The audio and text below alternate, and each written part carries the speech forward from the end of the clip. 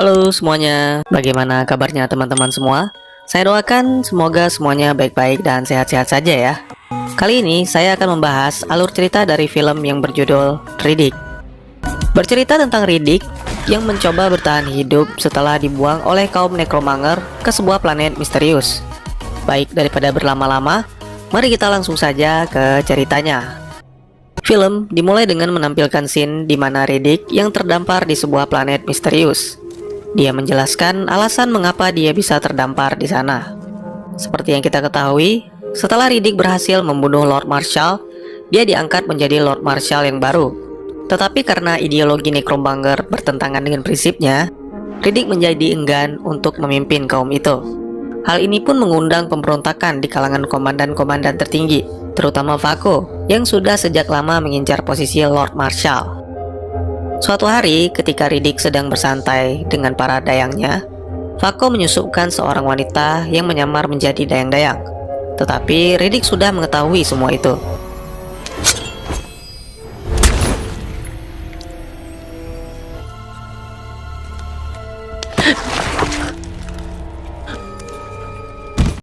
Karena rencana Vaco selalu gagal, akhirnya dia menawarkan sesuatu yang tidak bisa ditolak oleh Riddick. Sesuatu yang selama ini menghantuinya, yaitu lokasi planet Furia. Vaco mengaku bahwa dia mengetahui lokasi planet itu. Walaupun seluruh kaumnya telah punah, tetapi sampai saat ini planet itu masih tetap ada. Lalu Riddick memutuskan untuk menyerahkan tahtanya kepada Vaco, dengan syarat Vaco harus mengirimnya ke planet yang merupakan kampung halaman Riddick. Karena Riddick sadar bahwa keberadaannya di Necropolis hanya akan menjadi penghalang bagi Necromancer untuk mencapai kejayaannya. Hal yang membuat Riddick benar-benar marah adalah ketika dia mengetahui bahwa dia telah ditipu oleh Vaco. Ternyata Vaco mengirim Riddick ke planet Antabarantah dan memerintahkan Kron untuk menghabisinya. Pertarungan pun terjadi.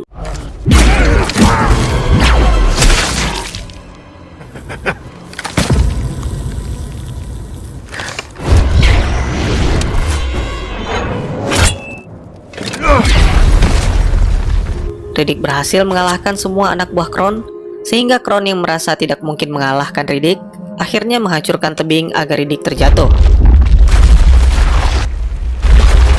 Keadaan planet itu sendiri tidak berbeda jauh dengan planet gurun. Tidak ada satu manusia pun yang menghuni planet itu. Karena Riddick menjadi incaran para predator, akhirnya dia pun mengurung diri di sebuah lubang untuk menyembuhkan luka-lukanya. Ada beberapa predator mengerikan di sana. Antara lain adalah anjing liar yang sejak awal ingin memangsa Riddick. Tetapi yang menjadi sorotan Riddick adalah makhluk lumpur yang disebut dengan Mud Demon. Dari bentuknya, makhluk ini bisa dibilang gabungan dari kalajengking dan reptil amfibi. Dengan gigi setajam silet, memiliki dua kaki dan ekor yang panjang. Di ekornya terdapat capit dan juga tombak yang digunakan untuk menangkap dan menusuk mangsanya. Gigitannya dapat melumpuhkan mangsa karena mengandung racun yang sangat mematikan. Hari demi hari pun berlalu, dan Riddick mulai terbiasa di planet itu. Suatu hari, dia menemukan tempat lain, sebuah tempat di mana terdapat air, tumbuhan, dan kehidupan. Tetapi hanya ada satu jalan untuk mencapai tempat itu, yaitu dengan cara melewati tanah berlumpur di celah sempit di antara gunung, yang mana di sana sudah pasti ada Mud Demon. Riddick pun mencari cara untuk mengatasi makhluk itu.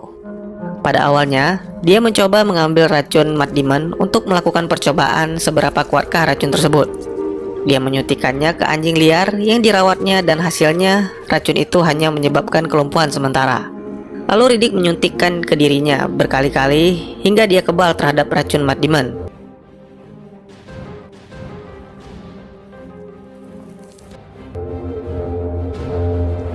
Akhirnya setelah siap, Riddick pun menuju ke celah gunung untuk berhadapan dengan Mud Demon.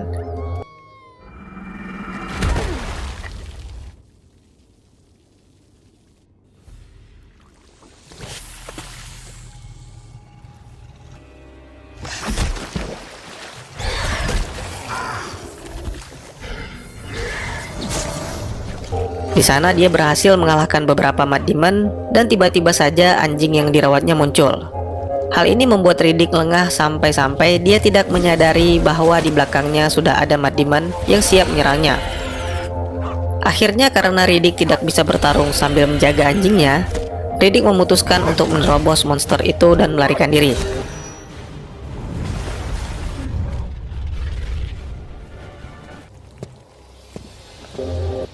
Beberapa tahun kemudian, anjing Riddick telah tumbuh dewasa, dan suatu hari mereka menemukan sebuah stasiun yang diduga milik pemburu bayaran. Di sana Riddick menemukan bahan makanan dan beberapa perlengkapan. Lalu ketika makan, tiba-tiba anjingnya melihat sesuatu yang mungkin belum pernah dilihatnya. Sesuatu yang membuatnya takut. Riddick pun menyadari ketakutan anjingnya, bahwa sebuah awan hitam yang begitu tebal dan akan membawa hujan yang sangat lebat. Tetapi yang dikhawatirkan bukan hujannya, melainkan makhluk buas yang akan muncul bersamaan dengan hujan itu.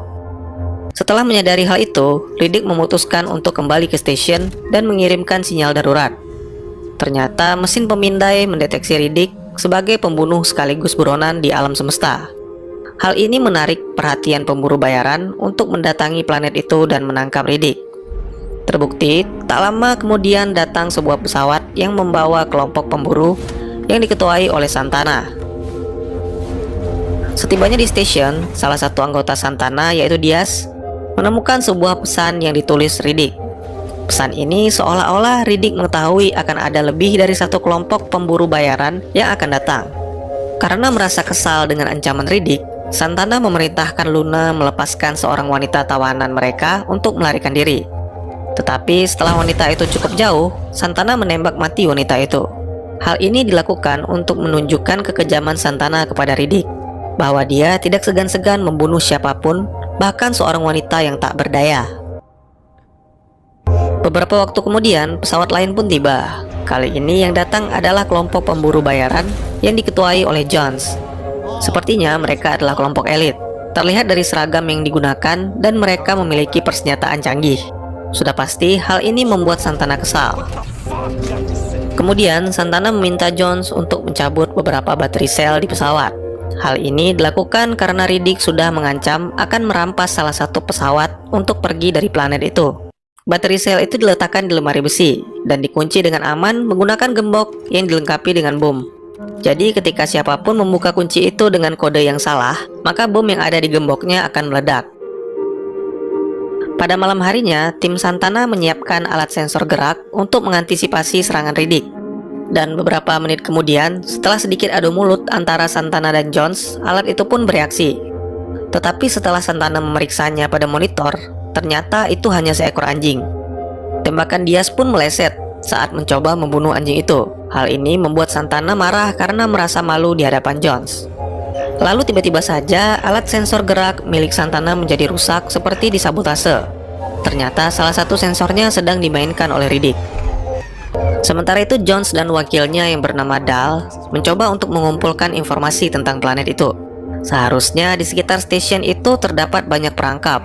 Tetapi yang anehnya tidak ada satupun yang mengenai anjing yang sebelumnya muncul. Lalu Jones berusaha menghubungi Santana untuk memperingatkan hal ini. Dan secara tiba-tiba, kekacauan terjadi pada kelompok Santana. Dimulai dari Rubio yang tewas terkena perangkap, sampai Falco yang diculik oleh Riddick di depan mata Vargas. Sebuah malam yang buruk bagi mereka.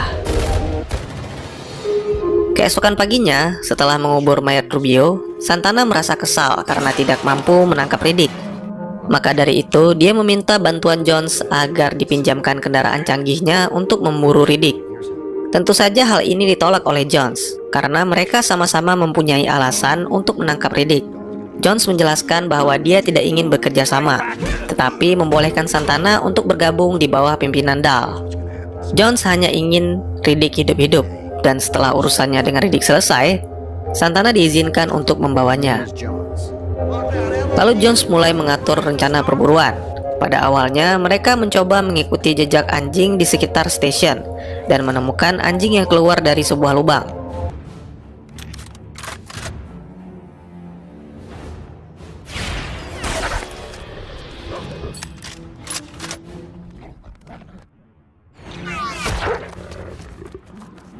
Setelah tembakan Dal berhasil mengenai sasaran, mereka pun langsung mengikutinya dan tiba di sebuah gua. Di dalam gua, mereka menemukan beberapa benda-benda yang sepertinya belum lama digunakan. Lalu tiba-tiba mereka dikagetkan dengan kemunculan sosok yang dikiranya adalah Riddick. Ternyata itu adalah mayat Falco yang digantung oleh Riddick. Hal ini membuat mereka menyadari bahwa ini semua adalah jebakan yang sudah disiapkan oleh Riddick. Jones langsung memutuskan untuk kembali dan menghubungi Dahl agar mereka bisa lebih waspada. Beberapa waktu kemudian, Jones tiba di stasiun dan melihat semuanya berkumpul di depan lemari besi. Di sana tertulis sebuah pesan, seolah-olah bahwa Riddick sudah mendapatkan baterai selnya dan menawarkan pertukaran. Hal ini membuat semuanya bingung dan panik, karena mereka mau tidak mau harus membuka lemari besi tersebut untuk membuktikan bahwa baterai selnya sudah benar-benar diambil atau belum.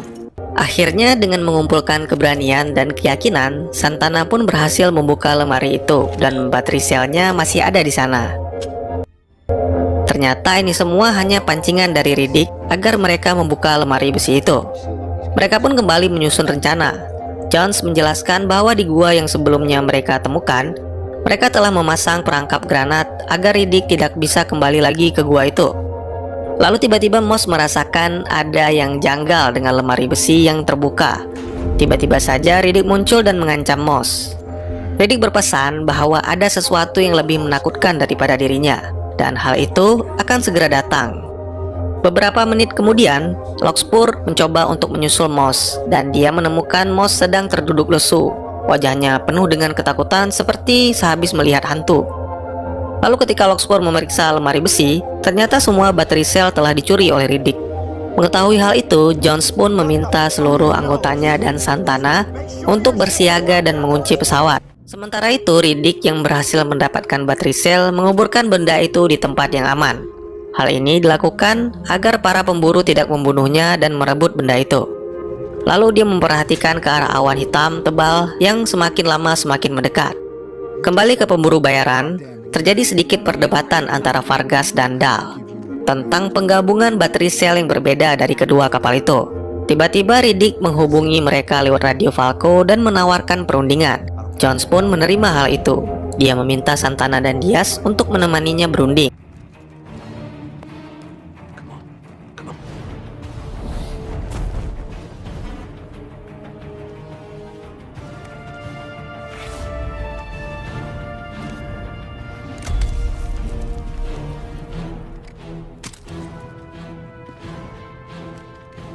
Both of you drop.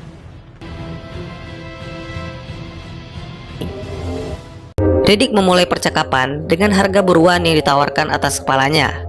Tetapi John sama sekali tidak tertarik dengan hal itu. Dia lebih tertarik dengan apa yang terjadi dengan planet berkode M344G, yang mana itu adalah planet gurun. Akhirnya Riddick menyadari bahwa Jones adalah ayah dari William J. Jones, yaitu orang yang 10 tahun lalu berhasil menangkap Riddick dan membawanya ke kapal Hunter Gretsner. Lalu Riddick menawarkan sebagian baterai sel ditukar dengan satu pesawat agar mereka semua bisa pergi dari planet itu. Karena kurang dari 24 jam lagi, tidak ada satu makhluk pun yang mau tinggal di planet itu. Hujan pun mulai turun, dan Riddick memberi mereka waktu untuk mempertimbangkan tawarannya sampai dengan hujan itu tiba di stasiun. Santana yang tidak terima dengan tawaran Riddick langsung mengeluarkan pistol dan hendak menembak Riddick. Beruntung anjingnya Riddick yang sedang tadi mengintai langsung menyerang Santana dengan ganas. Menyadari hal itu, Riddick langsung mencoba mengambil belatinya dan menyerang. Tetapi tiba-tiba beberapa peluru bius menancap di tubuhnya, dan di saat-saat terakhir dia begitu marah melihat anjingnya dibunuh oleh Santana. Beberapa waktu kemudian, Riddick terbangun di stasiun dalam keadaan terikat. Di sini Jones kembali menanyakan tentang apa yang terjadi dengan anaknya di planet gurun.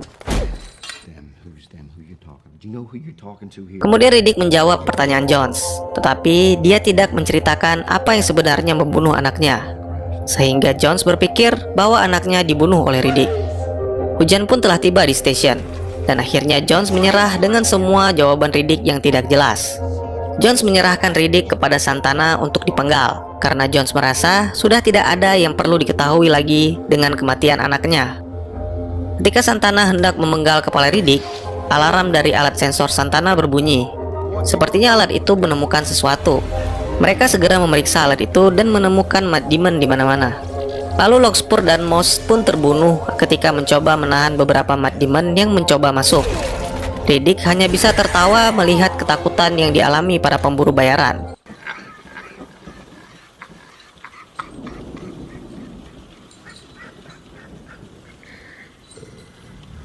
Dia memprediksikan bahwa 60 detik lagi ikatannya akan dibuka dan mereka semua akan meminta bantuan Riddick untuk menyingkirkan makhluk itu. Tetapi semua tidak akan terjadi jika keadaan semakin memburuk, karena tidak ada yang mengetahui kapan hujan akan reda dan seberapa banyak makhluk itu di luar sana. Lalu Riddick kembali menawarkan perundingan, dan kali ini Jones pun setuju. Tetapi lagi-lagi tidak dengan Santana. Di saat-saat seperti ini, dia masih mementingkan buruannya. Santana mengancam Jones untuk mundur, dan ketika Santana hendak memenggalnya, Riddick langsung mengcounter serangannya dan membunuh Santana.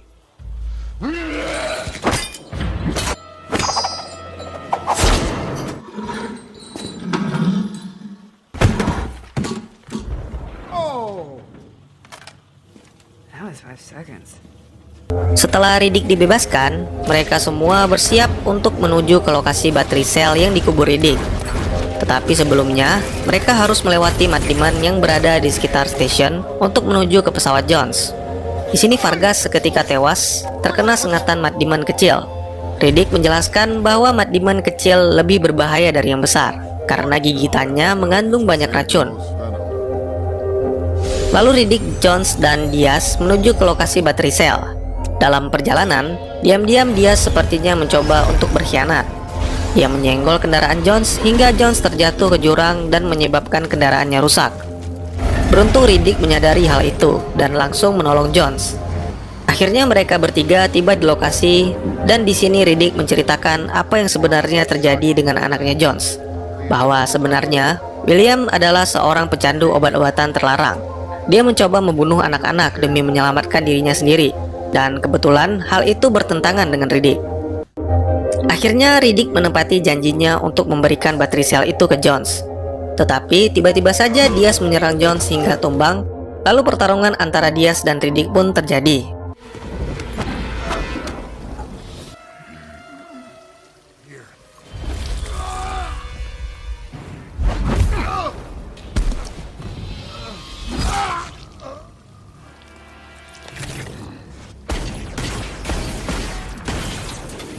Dikarenakan kedua mesin pada kendaraan sudah disabotase oleh Diaz, maka mereka berdua pun terpaksa kembali ke pesawat dengan berjalan kaki.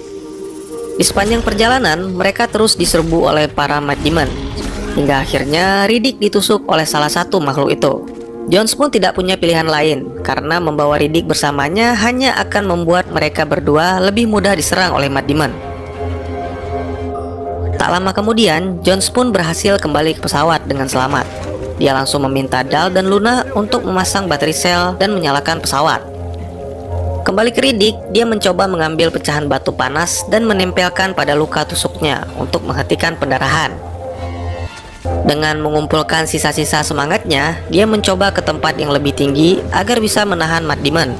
Satu persatu Mad Demon berhasil dibunuh oleh Riddick, hingga akhirnya Riddick terpojok dan menghadapi Mad Demon hanya dengan tinjunya.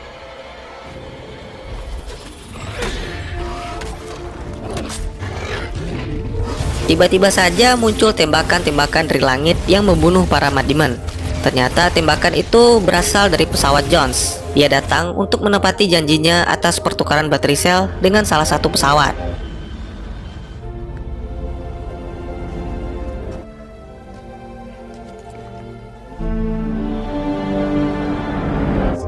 Lalu beberapa waktu kemudian, setelah mengucapkan salam perpisahan, Riddick kembali ke Necropolis untuk membalas dendamnya kepada Vaco. Setibanya di sana, Riddick bertemu dengan Kron yang sedang berdoa di ruangannya. Kron menjelaskan kepada Riddick bahwa yang mengkhianati Riddick adalah Kron, karena Vaco selalu menepati janjinya walaupun kepada makhluk rendah seperti Riddick.